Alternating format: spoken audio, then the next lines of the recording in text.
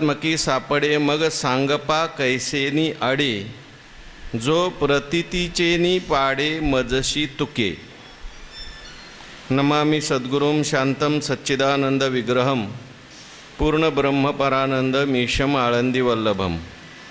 भगवंताच्या कृपेने सर्व साधू संतांच्या आशीर्वादाने पुण्यसलीला इंद्रायणी मातेच्या पावन तीरावर संजीवन समाधीस्थ ज्ञानोबारायांच्या या पवित्र अशा अलंकापूर नगरीमध्ये वारकरी शिक्षण संस्था आणि आळंदी देवस्थाने यांच्या माध्यमातून सुरू असलेली आपली ही नित्याची ज्ञानेश्वरी प्रवचन सेवा.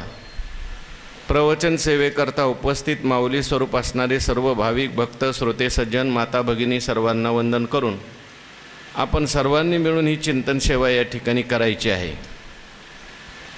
भगवान श्रीकृष्ण परमात्मा अर्जुनांचं निमित्त करून दिव्य असा गीतेचा उपदेश करतात आणि त्या गीतेचा आपल्या भाषेमध्ये विस्तार संत श्रेष्ठ ज्ञानेश्वर महाराजांनी केलेला आहे. आपल्याला चिंतन करायचं आहे. 6व्या अध्यायाचा आपला विषय सुरू आहे. 6व्या अध्यायातील 31व्या श्लोकावरील 401 क्रमांकाच्या ओळीचं चिंतन आज करायचं आहे. भगवान श्रीकृष्ण परमात्मा अर्जुनाला योगाचं फल सांगतात. कोणतं फल योग्याला प्राप्त होतं? योग करा असं सांगितलं, पण कशाकरता योग करायचा? हा योग केल्यानंतर फल काय प्राप्त होतं?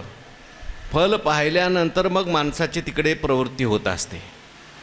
तेव्हा संपूर्ण गीतेमध्ये भगवंतांनी जो उल्लेख केलेला आहे समतेचा, एकत्वाचा उल्लेख भगवंतांनी जास्त केलेला आहे.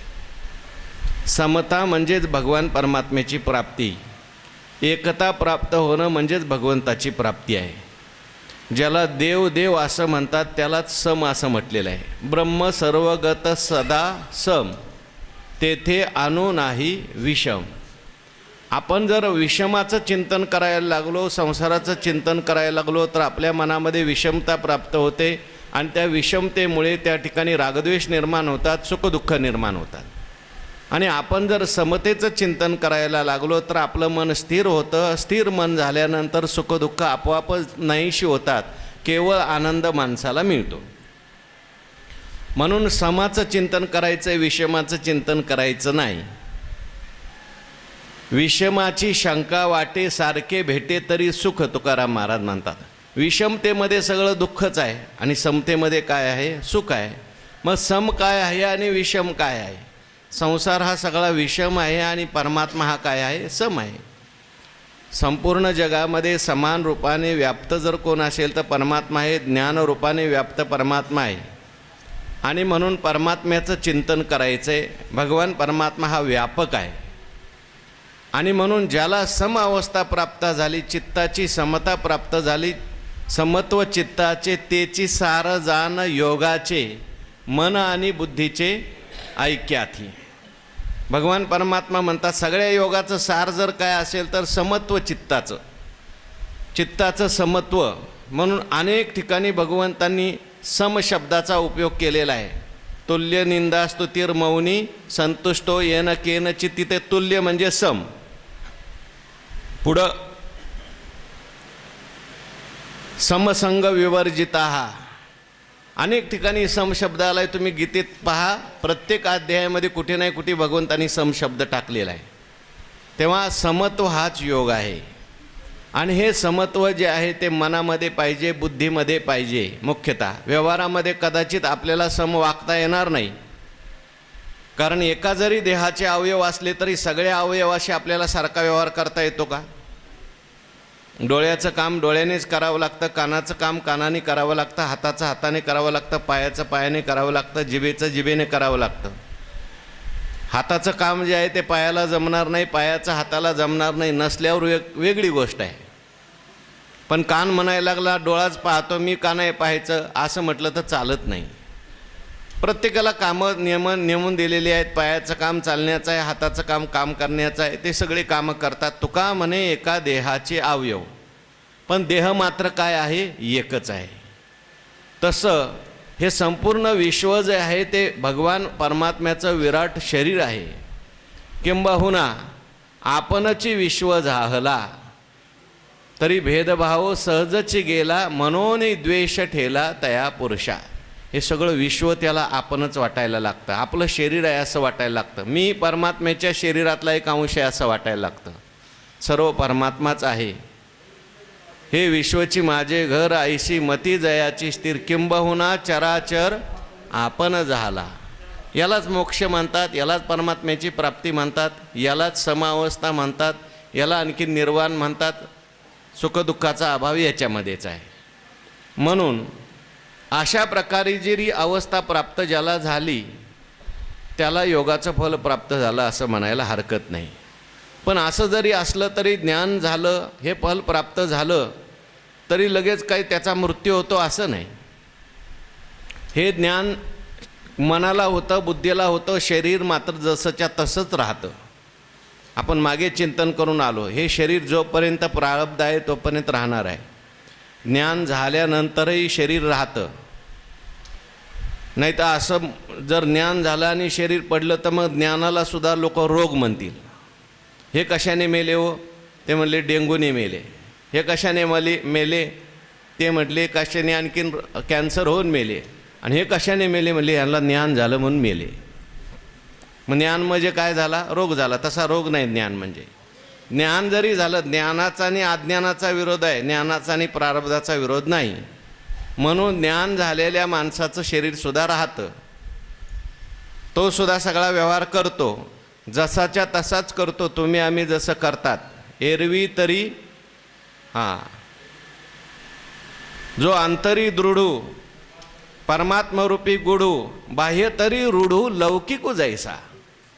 हो, लौकिकात जैसाच तो राहतो, तोही नेत्री पाहे श्रवणे ऐकत आहे, परितेतीचा सर्वत्र नव्हे नवल ऐका.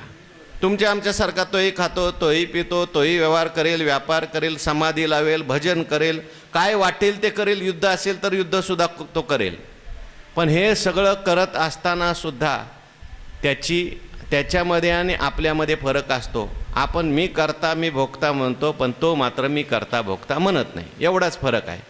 बाहेरून काही फरक दिसत नाही, आत फरक असतो. कसा असतो तो ज्ञानोबाराय सांगतात, बघाववी. तो पंचात्मकी सापडे मग सांगपा कैसेनी आडे, जी प्रतितीचेनी पाडे मजशी तुके. ज्ञानोबाराय म्हणतात तो पंचात्मकी सापडे. पंचात्मकी म्हणजे वा ज्ञानेश्वरी आली आज वा. पंचात्मकी सापडे म्हणजे पंचमहाभूताचं जे शरीर आहे त्याच्यात तो पण सापडलेला आहे. कारण प्रारब्ध कोणाला चुकलेलं नाही. ज्ञानी असो अज्ञानी असो, देव असो, देवाला सुद्धा प्रारब्ध शरीर धारण केल्यानंतर शरीराचे सगळे जे धर्म आहेत जसे तसे त्यांच्या ठिकाणी दिसतात. पंचात्मकी सापडे. तो जरी शरीरामध्ये असला तरी सुद्धा मग सांगपा कैसेनी आडे. जरी सापडलेला असला तरी तो त्याच्यात आडून बसत नाही, अडकून बसत नाही, शरीराला मी तो म्हणत नाही. जो प्रतीतीचे का म्हणत नाही? जो प्रतीतीचेनी पाडे मजशी तुके.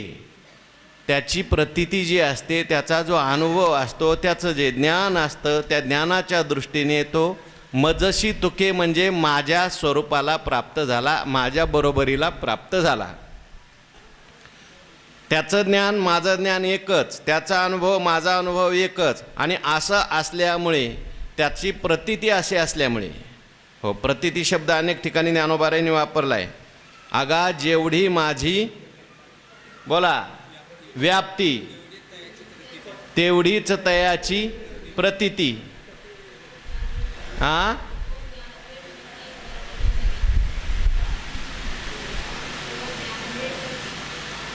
बरोबर आहे का? बघा, जेवढी माझी व्याप्ती तेवढीच तयाची प्रतीती.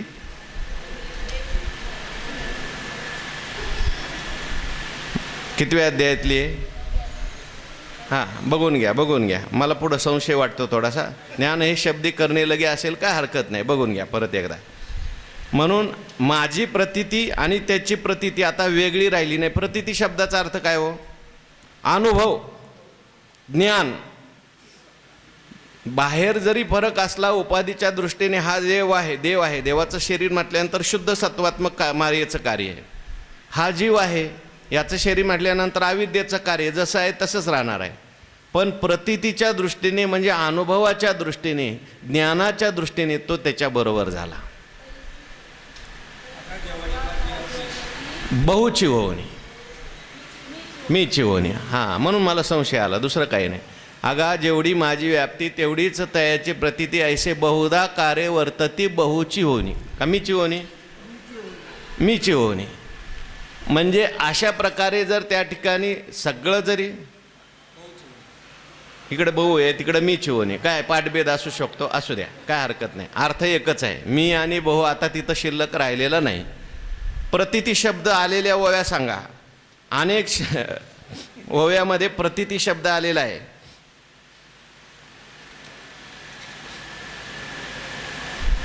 ज्ञानोबाराय म्हणतात, तो आस्तेनी देह, आस्तेनी देहे येतुला, चेतूचे असे निदेला, तोची योगारूढ भला ओळखतो. पण प्रतीती शब्द नाही आला बरं का याच्यात.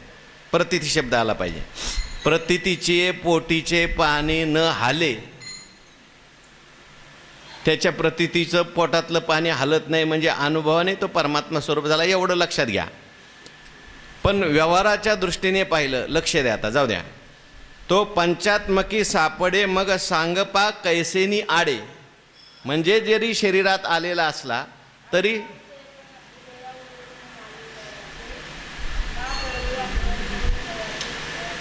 प्रतीतीचे पोटीचे पाणी न हाले, ठीक आहे. तो पंचात्मकी सापडे मग सांगपा कैसेनी आडे, म्हणजे त्या शरीरात तो अडकून बसत नाही. शरीर जरी असलं तरी सुद्धा भक्त ऐसे जाना. हां, का? कारण जो प्रतीतीचेनी पाडे मजशी तुके. अनेक अनुभव आपल्याला त्या ठिकाणी संतांच्या चरित्रातले सांगता येतील. आपण नेहमी सांगत असतो ते जड भरत राजाचं चरित्र. तो राजा जड भरत जे आहे ते रस्त्याने चाललेले होते, तर राजा पालखीत बसून चाललेला होता, रहुगण राजा. आणि तो एक जो वाहणारा पालखी होता त्याला काही त्या पाय मुरगळला असेल म्हणून तो आजारी पडला. तर राजाने सांगितलं, तो समोर दिसतोय तो चांगला धट्टाकट्टा दिसतो, त्याला घ्या पालखी व्हायला.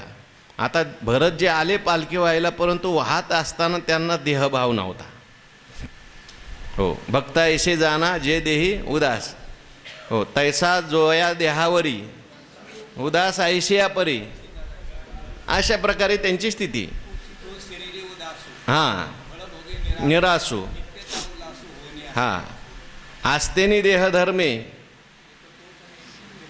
हां, आपण पाची. अशा स्थितीत तो असल्यामुळे आपले भरतजी होते ते चालत असताना थोडंसं खाली मुंगी पाहायचे, किडा पाहायचे.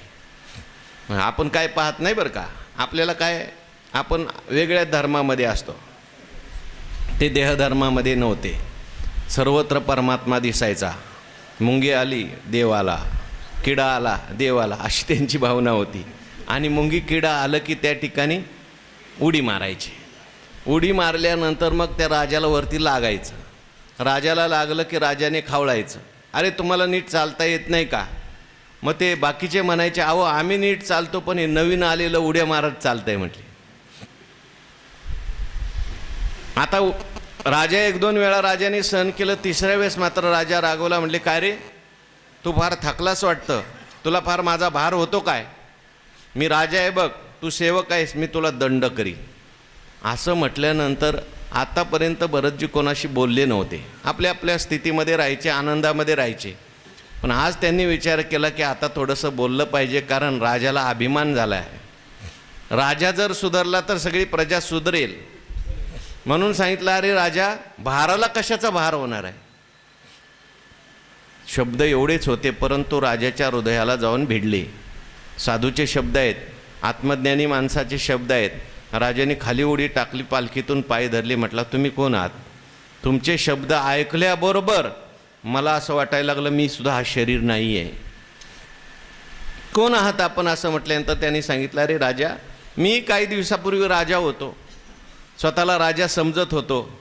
या शरीराची किती देह जन्म झाले, कधी राजा झाला, कधी सेवक झाला, कधी हरिण झाला, कधी काय झाला. विनाकारण समजू नको. ठीक आहे, आता प्राप्त आहे तुला उपाधी, तर तू त्या ठिकाणी व्यवहारात त्यानुसार वाग, पण अभिमान धारण करू नकोस. कारण आज तू राजा आहेस, उद्या राजा राहशील काय?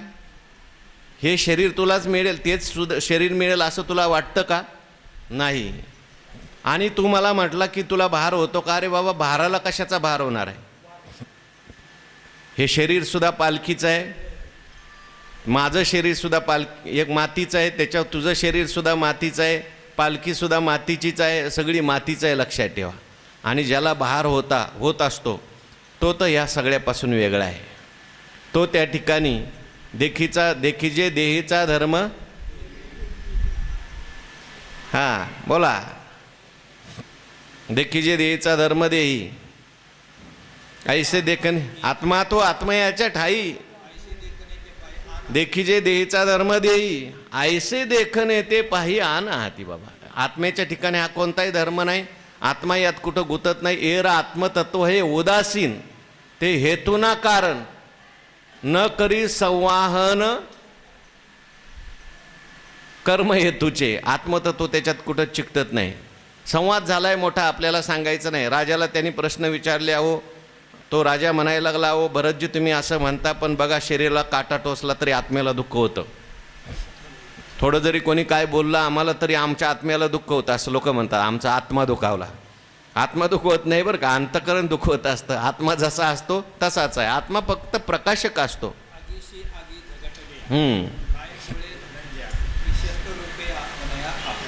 हां, म्हणून आत्मा त्याच्यात गुंतत नाही. राजाला उदाहरण दिलं. राजाने सांगितलं, अहो एखाद्या भांड्यात पाणी घेतलं, त्यात तांदूळ टाकले, अग्नी लावल्याबरोबर तांदूळ शिजतात, तसा आत्मा दुःखी होत असेल ना.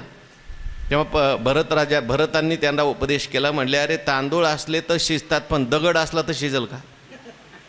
आत्मा असा निर्विकार आहे, कशात लिप्त होत नाही, त्याच्यावर काही परिणाम होत नाही. आपण विनाकारण ओढून घेतो देहाचे धर्म, मनाचे धर्म. देखे पुढीलाचे ओझे आपल्या माथा घेईजे, मग कान दाटीजे धनुर्धरा. म्हणून अशा प्रकारे हा जरी देहात असला, पंचात्मकी सापडे ज्ञानोबाराय म्हणतात, पण तरीसुद्धा त्या ठिकाणी मग सांगपा कैसे न्याडे, तो प्रतितीचेनी पाडे मजशी तुके. हो,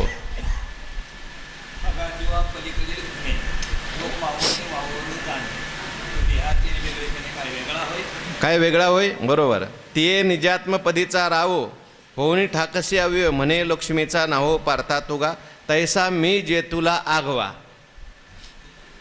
ते चित्तुक्तयाचे सद्भावा, तरी न करिता पांडवा भजन जाहले.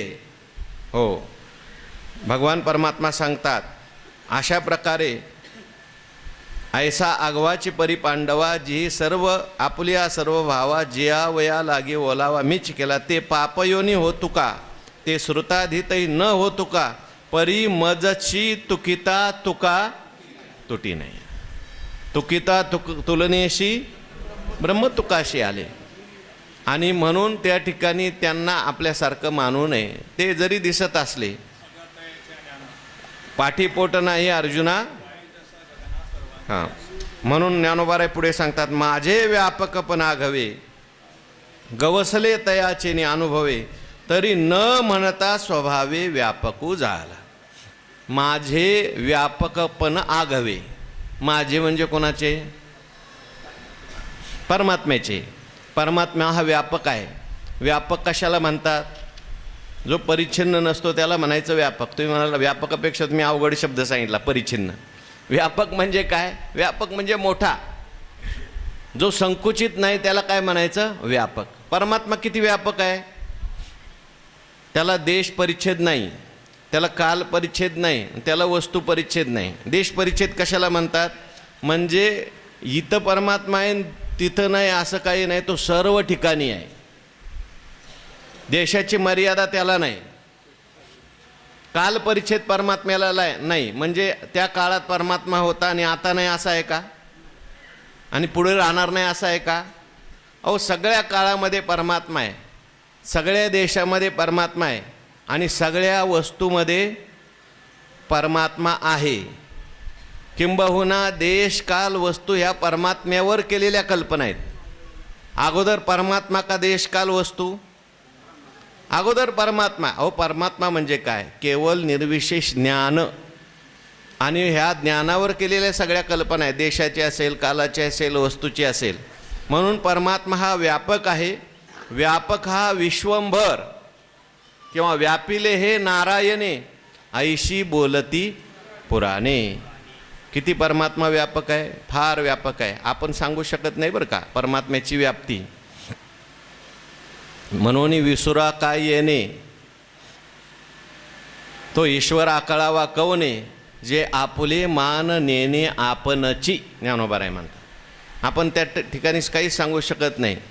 म्हणून असा माझे व्यापकपण आघवे, गवसले तयाचेनी अनुभवे. आणि तो जो अनुभव आहे व्यापकपणाचा, हा अनुभव त्यांना सुद्धा प्राप्त झाला. बघा, अनुभवाने आपण परमात्मा स्वरूप होतो बरं का, या देहाने नाही. देह जसाच्या तसाच राहतो. पण बुद्धीमध्ये जो काही अनुभव असतो तो ऐसा ज्याचा अनुभव, हां, तसा निश्चय त्याचा होत असतो. याला साक्षात्कार म्हटलंय बरं का. साक्षात्कार होतो म्हणजे काय, देहात काय बदल होत नाही. हो, साक्षात्कार झाला त्याला 2 शिंग फुटली असं काय होत नाही. त्याला काय तिसरा डोळा वगैरे उघडला असं काही नाही. साक्षात्कार म्हणजे बुद्धीचा डोळा उघडतो. जो आतापर्यंत मी जीव आहे जीव आहे असं म्हणत होता तो व्यापक समजायला लागतो. याला साक्षात्कार म्हटलेलं आहे. म्हणून ऐसे व्यापकपण आगावे, गवसले तयाचीनी अनुभवे.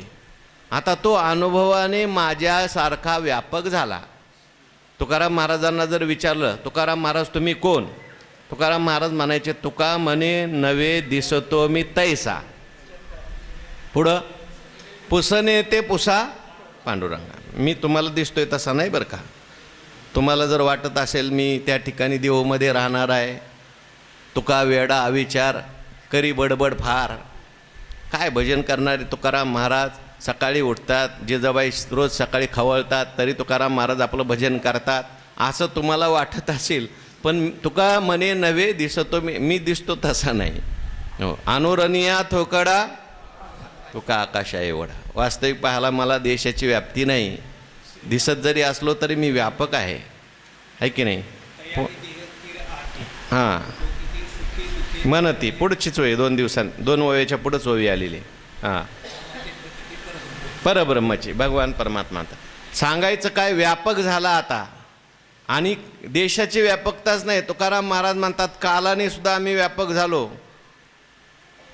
आता आम्हाला मरण राहिलेलं नाही. मरण माझे मज केले अमर. आता मी आमचं मरण मरून गेलं, आम्ही मरून नाही. मरणाही आधी राहिलो मरून. आमच्या मरणालाच आम्ही मारलं, विचाराने मारलं बरं का. कारण मरण नावाची जी गोष्ट आहे या स्थूल देहाला आहे, सूक्ष्म देहाला आहे, आत्म्याला नाही. असा आम्ही निश्चय केला जिवंत असताना. यालाच मरणाला मारणं म्हणायचं. आता तयाच्या ठाई आडनावी उरले नाही, तरी कवने काळी काही निमशील पहा. आता तयाचे ठाई कशाचे आडनाव, तिथं शब्द आहे. हां, आडनावी उरले आता तयाचे ठाई शरीराचे आडनाव उरले नाही. हां, आता आडनाव उरलं नाही, त्यामुळं आता ते नष्ट होणार नाही. जरी शरीरात असले तरी सुद्धा मरणा अलीकडे मज मिळून गेले पुढे, मग मरणी आणिकीकडे जातील केवी. बरोबर. तरी न म्हणता स्वभावे व्यापक झाला. कालाची व्यापकता सांगितली, देशाची व्यापकता सांगितली आणि वस्तूची व्यापकता सुद्धा तुकाराम महाराज म्हणतात. आता तुका म्हणे जे जे भेटे असं वाटायला लागलं, म्हणजे वस्तूची व्यापकता झाली. म्हणून अशा प्रकारे आता शरीरी तरी आहे, परी शरीराचा तो नोहे, ऐसे बोलवरी होय ते करूये काही. ज्ञानोबाराय म्हणतात आता म्हणजे बाद झाला आता हे सगळं सांगणं. आता जरी शरीरी तो आहे, शरीरात जरी तो असला तरी परी शरीराचा तो नोहे. जरी शरीरात असला तरी शरीराचा तो नाही. तो शरीरात आहे पण शरीर त्याच्यात नाही. शरीराचा तो नाही. आपण सगळे शरीरात असतो आणि आपण सगळे शरीराचे असतो. म्हणजे सगळं स्थूल शरीर आहे देह खंडानाम आत्मा. ईश्वर पाषाण प्रतिमा अज्ञानी जीवाची समजूत अशी असते. तो म्हणतो माझं सगळं आयुष्य या शरीराकरताच. देहचे आपण पे मानती विषया ते भोग्य म्हणती, या परते न स्मरती अनिक काही. अशी अवस्था सामान्य जीवाची आहे, संसार जीवाची आहे. पण हा जरी शरीरात असला तरीसुद्धा आता शरीरी तरी आहे, याचा अर्थ शरीरात राहतात. जरी ज्ञान झालं तरी ते शरीर सोडत नाही, शरीरात असतात, तुमच्या आमच्यासारखाच वागतात. बाह्य तरी भागू लौकिकू जैसा, हो अंतरी दृढ परमात्मरूपी गुडू. हां, सुरुवातीला म्हणून आलो मी, रुडू लौकिक ऐसा न धरी. हां, आता शरीरी तरी आहे, भेंड्या नाही खेळायच्या आपल्याला. परी शरीराचा तो नोहे, शरीराचा तो शरीराचा नाही बरं का. जरी शरीरात असला तरी शरीराचा तो नाही. ऐसे बोलवरी होय हे करू ये काही. आता हे बोलून ते करण्यासारखं आहे का सांगा. मी किती जरी सांगितलं परमात्मा स्वरूप झाला, परमात्मा स्वरूप झाला, तरीसुद्धा बोलून होण्यासारखं आहे का ते. प्रत्येकाला ते व्हावं लागेल तर त्याचा अनुभव येईल. म्हणून ज्ञानोबाराय म्हणतात, हे बोलवरी होय ते कैसे ये करू ये काही, ते करू ये काय, बोलून ते करण्यासारखं आहे का नाही. तसंच त्याला त्या ठिकाणी काय व्हावं लागेल, स्वतः व्हावं लागेल. म्हणून शरीराचा तो नव्हे, शरीरात असला तरीसुद्धा शरीराचे जे धर्म आहेत त्याने तो लिप्त होत नाही, एवढा त्याचा अर्थ घ्यायचा बरं का. शरीराचे काय काय धर्म असेल, जन्म असेल, मरण असेल, सुख असेल, दुःख असेल, येणं असेल, जाणं असेल, हे सगळे धर्म जे आहेत त्या शरीराच्या धर्माने तो लिप्त होत नाही, म्हणजे तो शरीराचा नाही. त्याची समजूत काय असते, हे समजतही श्री हो, मी वासुदेव तत्वता. मी शरीर तत्वता म्हणतो का, नाही म्हणत. म्हणून शरीराचा तो नोहे असं म्हटलं आहे. आणखीन त्याची काय विशेषता आहे, हो, एरवी अनिकाचे परी तोही एक शरीरी अशेषाही व्यापारी वर्ततू दिसे. परी नाही तो काय देहसंगे तरी असे, परी चैतन्यासारखा दिसे. पाहता परब्रह्माचेनी कसे चोखाळू भला. तैसा तो मज भीतरी मी तया आतू बाहेरी. हे सांगिजेल बोलवरी तैसे नव्हे, हे सांगण्यासारखं नाही. पण आता सांगितल्याशिवाय कळत नाही म्हणून सांगायचं आहे. पण शेवटी नुसतं ऐकून चालत नाही, ऐकता ऐकता आपल्याला तसं व्हावं लागेल तर त्याचं महत्त्व आपल्याला कळेल. आणखीन काय विशेष आहे, पुढे 32व्या श्लोकात भगवान सांगतात, आत्मोपम्येन सर्वत्र समम पश्यति योर्जुन सुखम वा यदि वा दुःखम स योगी परमो मतः. भगवान परमात्मा म्हणतात, माझ्या दृष्टीने परमयोगी आहे तो. आतापर्यंत नुसता योगी सांगितला बरं का, आता परमयोगी. काही लोक जे आहेत ते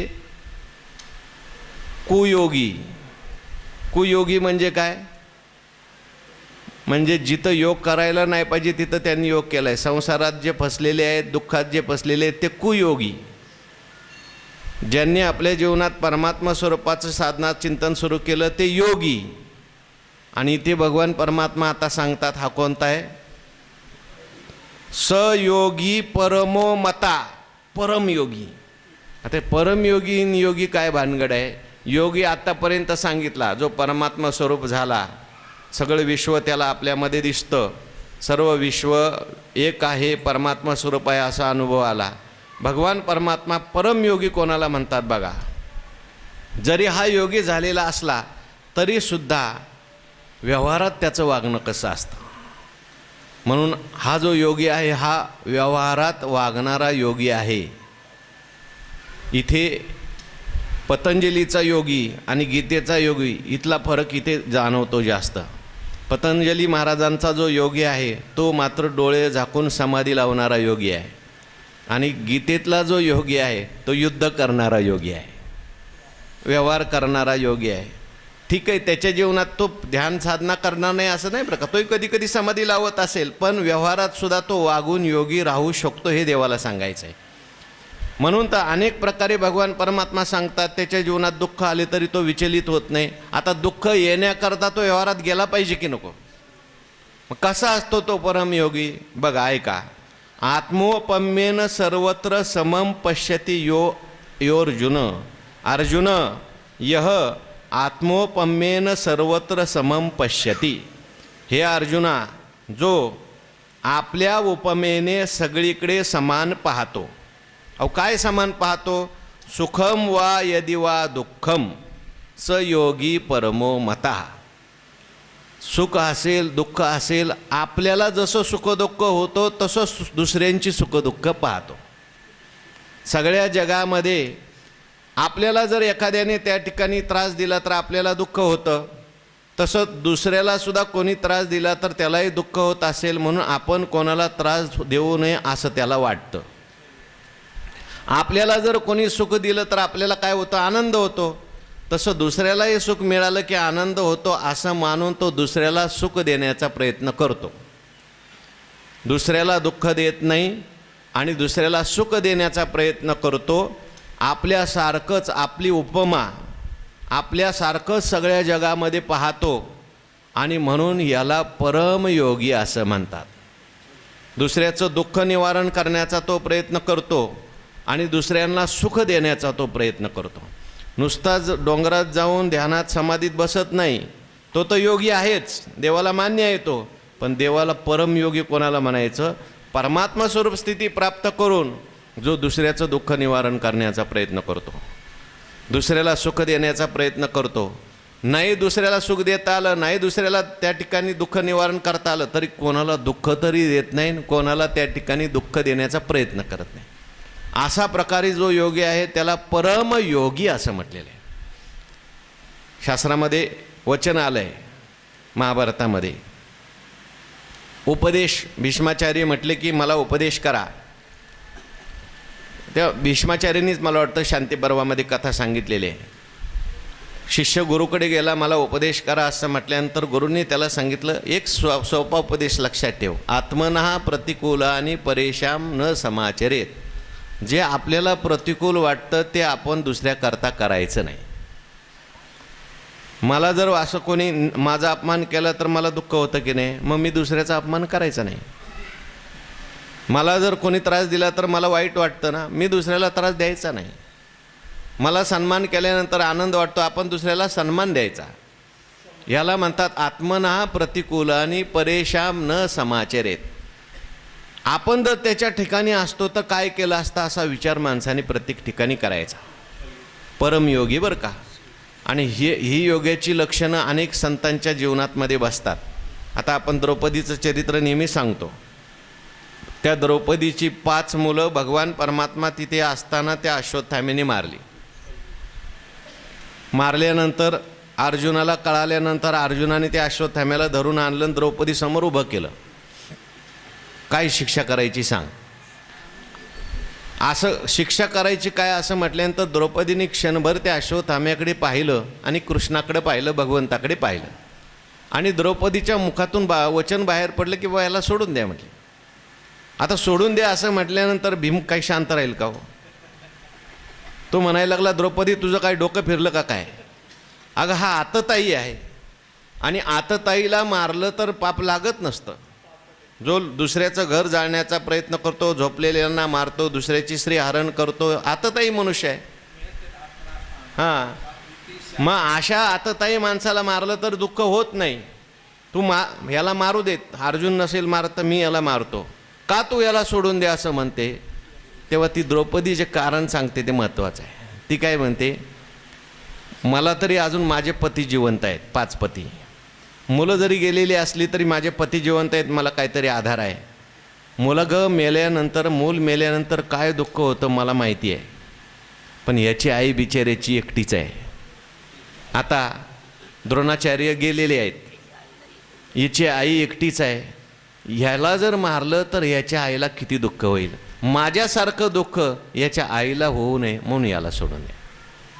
याला म्हणायचं परमयोगी. जो आपल्यासारखंच दुसऱ्याला पाहतो, दुसऱ्याला दुःख होऊ नये म्हणून जो प्रयत्न करतो, किंबहुना आत्मोपम्येन सर्वत्र समम पश्यति अर्जुन सुखम वा यदि वा दुःखम स योगी परमो मता. दुसऱ्याला जरी सुख झालं तरीसुद्धा त्याला काय होतो? आनंद होतो. दुसऱ्याला सुख झाल्यानंतर दुःख होतं, त्याला योगी म्हणता येईल का? हो. बहुतेक माणसाला दुसऱ्याला सुख झालं की काय होतं? हो, आपल्या पुढं जायला लागला, माझ्या मागून आला आणि जास्त ज्ञानेश्वरीचे पारायण केलं तरी दुःख होतं आहे माणसाला. म्हणजे इथल्या नाही हो कोणाला. हो, अहो माझ्या मागून आला, काय नव्हतं त्याकडून एवढी इस्टेट जमा केली, जाऊ दे आपलं कशाला सांगायचं, बाहेरचं सांगू आपण. दुःख होतं माणसाला. दुसऱ्याचं सुख पाहिलं की त्याला असं वाटतं हे माझंच सुख आहे. कारण आता मी आणि तो भेद राहिला का त्याच्यात? मी आणि तो भेद राहिला नाही. ज्ञानोबा म्हणतात, पायी काटा नेठे तेथीची व्यथा जीवी उमटे, तैसा पोळे संकटे पुढलांचे पावो शीतळताला आहे, ते नेत्राची लागी होय, तैसा परसुखे जाये सुखावत जो. त्याप्रमाणे दुसऱ्याला सुख झालं की त्याला आनंद होतो. तुका म्हणे सुख पराविया सुखे, अमृत हे मुखे सर्व तसे. दुसऱ्याला सुख झालं की त्याला वाटतं मला सुख झालं. कारण जगची देह जाहले, मनोनी प्रिया प्रिय गेले. जगची देह झाले, मनोनी प्रिया प्रिय गेले, हर्षा मर्ष ठेले दुजे नवीन. आता त्याला म्हणून त्या ठिकाणी सगळ्यांच्या सुखात सुख, सगळ्यांच्या दुःखात दुःख. आपल्याला नेहमी प्रश्न पडतो. ज्ञानेश्वर महाराजांचं चरित्र जर आपण बघितलं, ज्ञानेश्वर महाराजांच्या बालपणामध्ये लोकांनी त्यांना सुख दिलं का दुःख दिलं? अहो तोंड पाहिलं तरी लोक म्हणायचं ही संन्याशीची पोरं आली, आपला दिवस बिघडला, अपशकून झाला, आंघोळ करायला चला. आले होते कोणाच्या उद्धाराकरता? आणि त्या लोकांनी असं म्हटलं,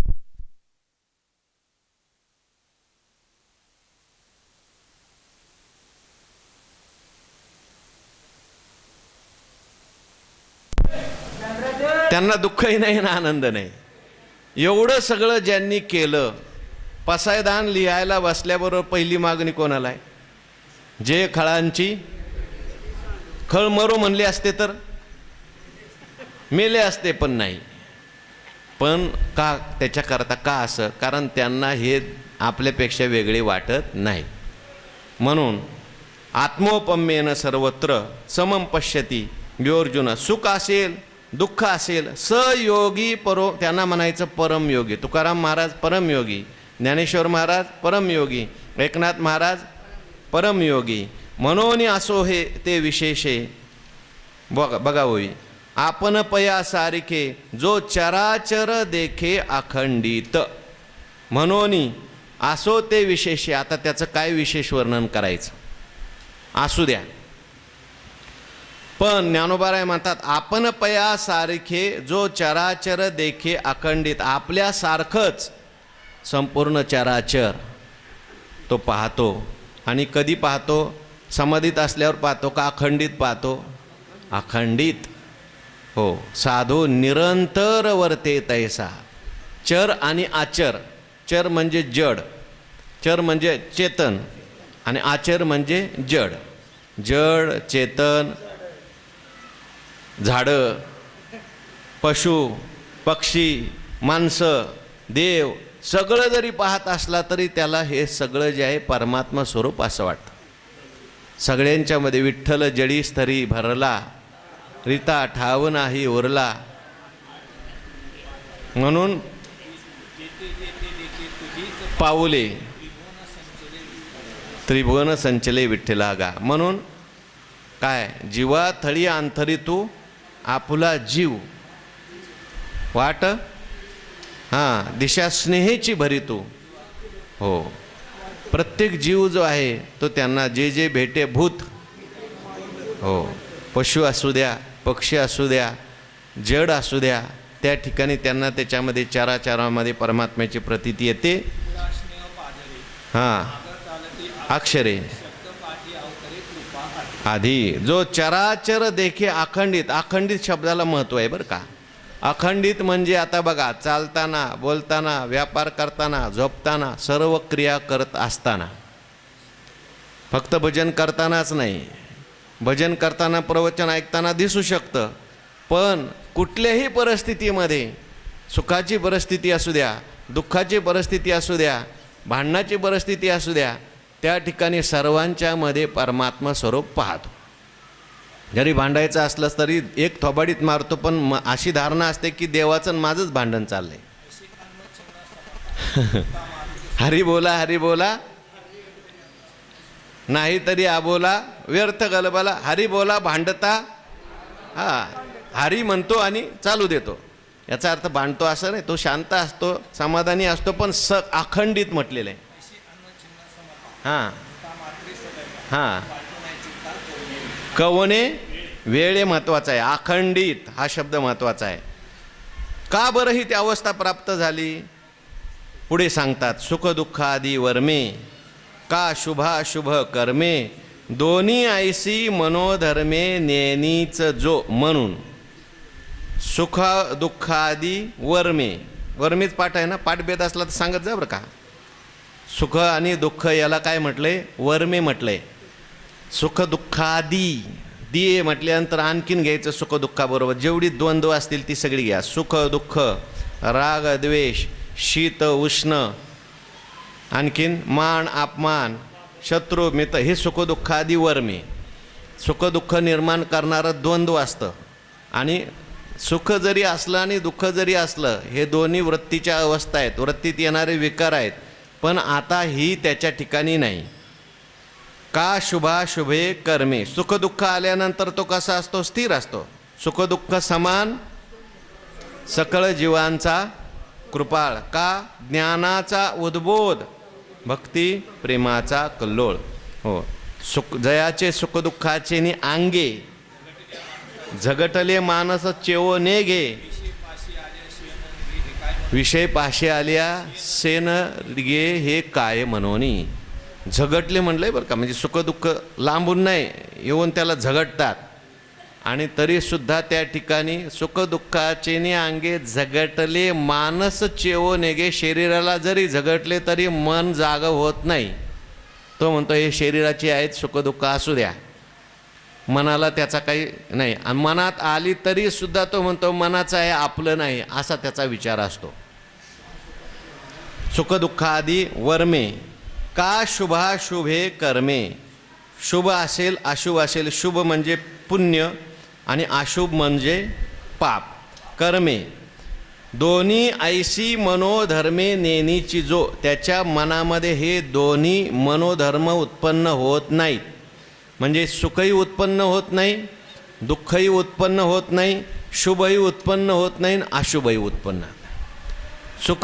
सुखाकार वृत्ती झाली तरी सुखाचा अभिमान त्याला होत नाही, मी सुखी म्हणून. दुःख जरी अंतकरणात आलं तरी सुद्धा मी दुःखी असा अभिमान होत नाही. कदाचित आता पायाला ठेस लागल्यानंतर अंतकरण दुःख होईल की नाही, दुःखाकार वृत्ती झाली तेवढ्यापुरती, पण मी दुःखी असं म्हणणार नाही. तो तेवढ्यापुरतं त्याला होईल दुःख. अजून त्यांनी समाधीचा अभ्यास केला नाही, तुरी अवस्था प्राप्त झाली नाही, तोपर्यंत होणार आहे. आपण तुकाराम महाराजांचं उदाहरण सांगून गेलो, जळे माझी काया लागला वन. तुकाराम महाराजांना जेव्हा अंबाजीवांनी मारलं तेव्हा दुःख झालं नसेल का शरीराला? अहो काट्याने मारलं. महाराज त्या ठिकाणी महाराजांनी विलाप व्यक्त केलेलाच आहे. महाराज म्हटले, अरे बर्वे केले विठोबा बर्वे केले, क्रोधा हातोनी सोडविले. असं म्हटलेच ना, देवाला का होईना पण म्हटलेत तुकाराम महाराज. म्हणून सुख दुःख हे आदी करून जे आहेत वर्म आहेत, हे मनोधर्म आहेत. आणि म्हणून तो हे मनोधर्म त्याच्या शरीरामध्ये त्याच्या मनामध्ये उत्पन्न होत नाहीत, मनाचे धर्म निर्माण होत नाहीत. शुभाशुभे कर्मे. शुभ कर्म असेल अशुभ कर्म असेल त्याच्याकडून आता शुभही होत नाही आणि अशुभ होत नाही. तो कर्मे करी सकळे परिकर्म बंधा. कर्म जरी केलं तरी कर्मातून पुण्य निर्माण होत नाही आणि पापही निर्माण होत नाही. का पुण्य पाप निर्माण होत नाही? कारण त्याची प्रतीती मी अकर्ता अभोक्ता असते म्हणून.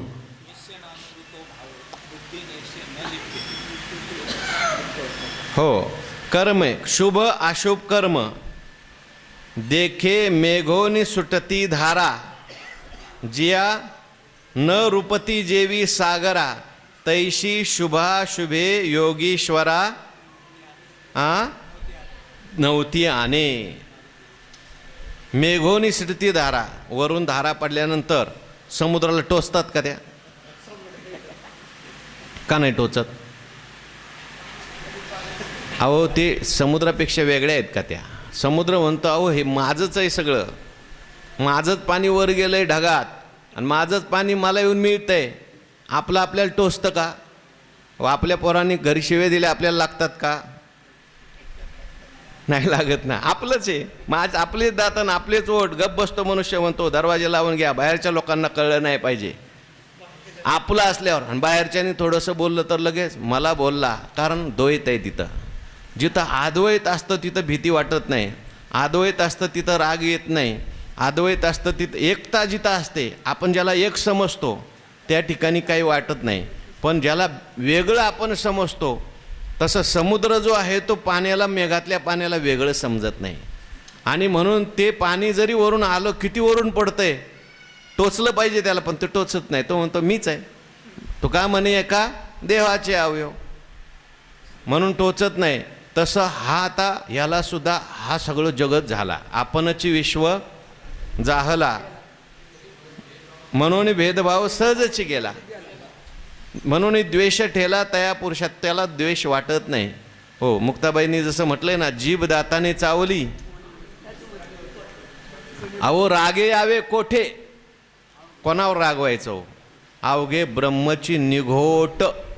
सगळं ब्रह्मच जर आहे, जर परमात्मा स्वरूपच आहे, म्हणून सुख दुःख आदी वर्मे का शुभाशुभे कर्मे, शुभ कर्म दोन्ही ऐसी मनोधर्मे नेनेची, जो तो दोन्हीला जाणत नाही, तो सुखालाही जाणत नाही, दुःखालाही जाणत नाही, शुभकर्मही जाणत नाही, अशुभ कर्मही जाणत नाही. याचा अर्थ होत नाहीत का? होतात, पण होत असली तरीसुद्धा देहीचा धर्म देही, आत्मा तो आत्मयाच्या ठाई, ऐसे जानने ते पाही अनाथ, प्रकृती करी कर्मे.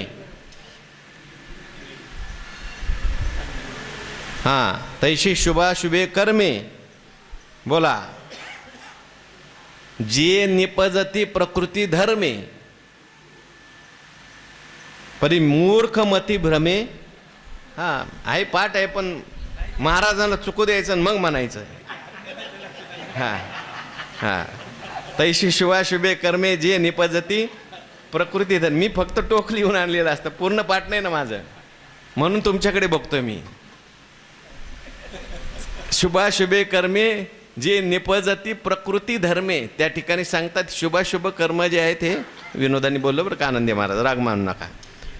हे समविषम भाव आणि काही विचित्र जे सर्व, ते मानी जैसे अवयव आपुले होती. बघा, नुसतं कर्माच्या बाबतीत नाही, नुसतं त्या ठिकाणी सुखदुःखी धर्माच्या बाबतीत नाही, तर हे समविषम भाव. समभाव विषम भाव. जगामध्ये काही समभाव आहेत, काही विषम भाव आहेत. सम म्हणजे बरं, चांगलं. सम म्हणजे चांगलं, आपल्याला आवडणारं. विषम म्हणजे आपल्याला प्रतिकूल. अनुकूल म्हणजे सम, आपल्या विचाराशी सम अशी माणसं भेटतात, सम अशी वस्तू भेटतात. आणि नेहमी असेच भेटतात का? कधी कधी सकाळी उठल्या उठल्याच तुकाराम महाराज म्हणतात, अशा माणसाची भेट होते. कधी कधी सज्जनाचा संग, कधी दुर्जनाचा योग. कधी सज्जनाचा संग येतो, कधी दुर्जनाचा योग येतो. कधी चांगलं दिसतं, कधी वाईट दिसतं. कधी अनुकूल भेटतं, कधी प्रतिकूल भेटतं. कधी त्या ठिकाणी प्रेमाने दोन गोष्टी बोलणारी भेटतात, कधी विनाकारणच भांडणारी लोक भेटतात. समविषम, अंतकरणात समिशन भाव निर्माण होतात.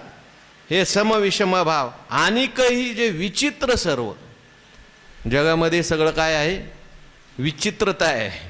विचित्र जग आहे सगळं. चांगलं आहे, वाईट आहे, उदास आहे, आणखीन सगळं काय. असं विचित्र जरी असलं तरी ते मानी जैसे अवयव आपुले होती. हा मानतो, याची मान्यता काय आहे? हे सगळे काय आहेत? आपलेच अवयव आहेत. आपले अवयव तो का मानतो? कारण तो आता त्याचं स्वतंत्र अस्तित्व राहिलं नाही. आपण ओवी म्हणून आलो. आपणची विश्व ज्ञानाच्या अंगाने, हे सगळे विश्व म्हणजे काय? ज्ञानाची लीला आहे किंवा परमात्म्याची लीला म्हणा. परमात्मा स्वरूप आहे आणि मी सुद्धा त्या परमात्म्याच्या शरीरात एक कुठंतरी जीव आहे. भक्तीच्या दृष्टीने पाहिलं तर परमात्मा स्वरूप आहे असं माना, आणि मी परमात्म्याचा अंश आहे असं माना. ज्ञानाच्या दृष्टीने पाहिलं तर सगळं ज्ञानच आहे असं माना. ज्ञानाशिवाय दुसरं काय आहे? जसं स्वप्नामध्ये आपणच सर्व काही होतो, त्याप्रमाणे हे सगळं विश्व जे आहे ते मानी जैसे अवयव आपले होती, सगळं आपलेच अवयव आहेत असं मानतो. वैषम्याची वार्ता नाही, रिपो मित्रा दोही सरिसा पाडो. हां, सरिसरी राया रंका तैसा जो सकळिका भूता समूह. प्रत्येक जीव त्याला आपला अवयव अवयव वाटतो.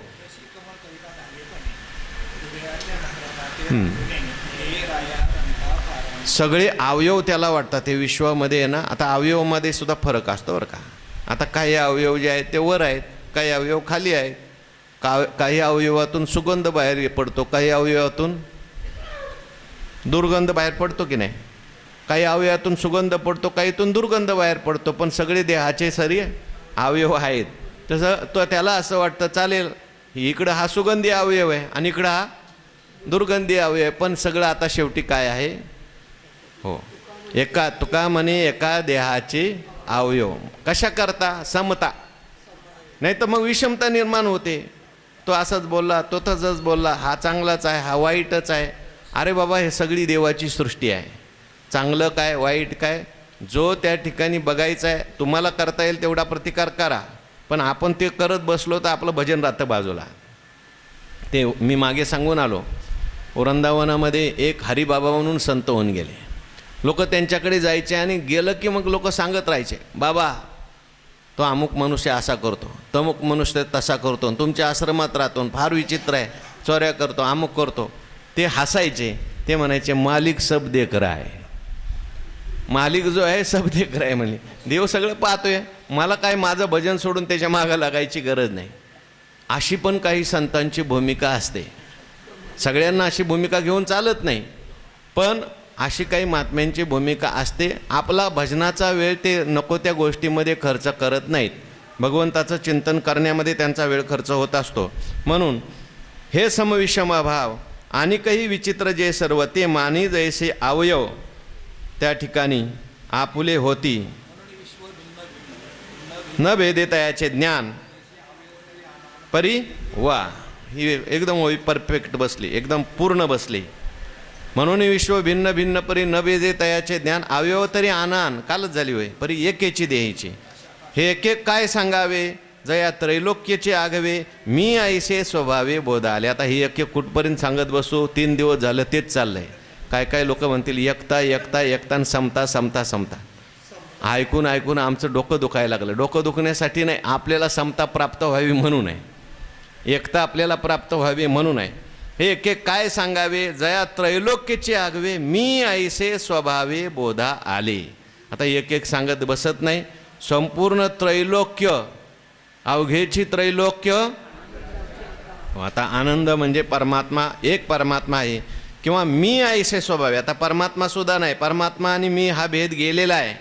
आणि जे जे भेटे नाही, तुका म्हणे जे जे भेटे ते ते वाटे मी. मी शब्द आलाय म्हणून आहे. हो, म्हण हां हां ठीक आहे. त्रैलोक्याची पुरुषत्व ऐसा दयाचा मनोधर्म. हां, ऐसे मी ऐसे स्वभावे बोधा आले. बोधा म्हणजे ज्ञान. हे सगळं जगत म्हणजे त्रैलोक्य म्हणजे माझं ज्ञान आहे, केवळ निर्विषयी ज्ञान आहे, आत्मस्वरूपाचं ज्ञान आहे. आणि या ज्ञानाचा सगळा विस्तार आहे. जगामध्ये जीव असतील, देव असेल, जड असेल, सर्व काही ज्ञानस्वरूप परमात्माच आहे असा त्याला बोध झाला. आणि म्हणून त्याला त्या ठिकाणी मनोनी आपण या विश्व देखिजे आणि आपणच विश्व होईजे ऐसे साम्यची एक उपाशीजे पांडवागा.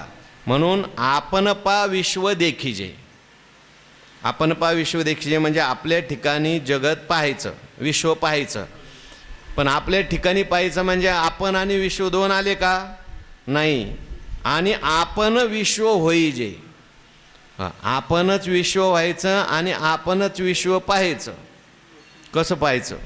जसं स्वप्नामध्ये आपणच स्वप्नातले पदार्थ होतो आणि आपणच स्वप्न पाहतो. स्वप्न पडतं की नाही? चांगलंही पडतं आणि वाईटही पडतं. फार क्वचित माणसं असतात त्यांना स्वप्न पडत नाही. ते लोकमान्य टिळकांचं मी काल वाचलं, ते म्हणले मला 10-12 वर्ष असं आठवतं की मला स्वप्नच पडलं नाही म्हणे. असे काही माणसं असतात. पण बहुतेक स्वप्न सगळ्यांना पडतं. स्वप्न अभ्यासाने येणारी अवस्था नाही. बहुतेक स्वप्न सगळ्यांना स्वाभाविकपणे पडतं. झोप स्वाभाविकपर्यंत सगळ्यांना येते. आता काय स्वप्न पडलं?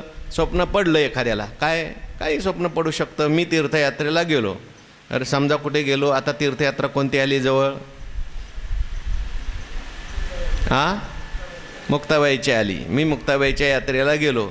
मग तिथे आलेले यात्रेकरू त्या ठिकाणी सगळे पंढरपूरला गेलो. पंढरपूरला वारीला गेलो. चंद्रभागा आहे, पुंडलिकराय आहेत, वारकरी आहेत, प्रदक्षिणा आहे, सगळं मंदिर आहे. हे सगळं स्वप्नामध्ये कोण होतो? आपणच होतो. आणि सगळं पाहतो कोण?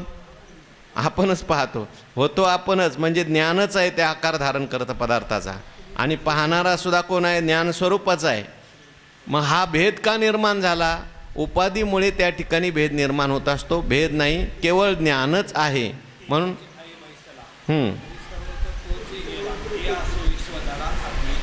वा, ऐसे साम्यची एक, ह्याला साम्य म्हणायचं बरं का. म्हणून याला साम्य असं म्हटलेलं आहे. परमात्मा स्वरूप तो झाला. ऐसे साम्यची एक उपासी जे आहे. अरे पांडवा, म्हणजे देव भगवान परमात्मा अर्जुनाला म्हणतात ही उपासना खरी करतो. साम्य अवस्था प्राप्त करून घे. जोपर्यंत भेद आहे तोपर्यंत तुझं दुःख जाणार नाही. म्हणून तू ते बहुती प्रसंगी आम्ही म्हणो याची लागी, जे साम्या परवती जगी प्राप्ती नाही. आणखीन खूप प्रसंगामध्ये तुला सांगितलं आहे. किती प्रसंगात सांगितलं आहे? कुठं कुठं सांगितलं बघा. साम्य कुठं कुठं सांगितलं आहे सांगा. अध्याय 5 श्लोक 17 ते 20 साम्यच. सयोगी परममता बघा. मनोनी सर्वत्र सदा सम, ते आपणचे अद्वय ब्रह्म, हे संपूर्ण जाणे वर्म समदृष्टीचे. ते परती काही निपजने जेथ नाही, मनोनी म्हणिपे पाही परमसिद्धी ते. कितवा अध्याय? 18. त्याच्यानंतर 13व्या अध्यायामध्ये सुद्धा हा विषय साम्याचा आला. अनेक ठिकाणी साम्य साम्य साम्य म्हणून भगवान म्हणतात तू ते बहुती प्रसंगी. आता शोधायला लागलं तर सगळे गीतेतले प्रसंग शोधावे लागतील. कुठं कुठं साम्य सांगितलं. तू ते बहुती प्रसंगी आम्ही म्हणो याची लागी. आम्ही तुला परत परत ह्याच्यासाठीच म्हणतोय. कशा करता? जे साम्या परवती जगी प्राप्ती नाही. साम्यासारखी जगात दुसरी प्राप्ती नाही. साम्य प्राप्त झालं की संपलं. परमात्मा स्वरूप प्राप्त झालं. पण एवढं सगळं जरी असलं तरी अर्जुनाने आपली भूमिका घेतली. देवा हे सुद्धा फार अवघड आहे. प्रवचनात ऐकायला सोपं वाटतंय, सांगायला सुद्धा सोपं वाटतंय साम्य. पण बाहेर गेल्यानंतर थोडं जरी कोणी काय बोललं तरी लगेच विषमता निर्माण होते. आणि मन एवढं सोपं वाटलं का देवा तुला? मोठ्या मोठ्यांना मनाने धोका दिलाय. मन विषमता निर्माण करतंच. तेव्हा मला तर वाटतं हे सगळं अवघड आहे, जमण्यासारखं नाही. मला जमण्यासारखा काहीतरी उपाय सांग, असा प्रश्न अर्जुन आता विचारणार आहेत. त्याचं चिंतन आपल्याला करायचं आहे. उद्या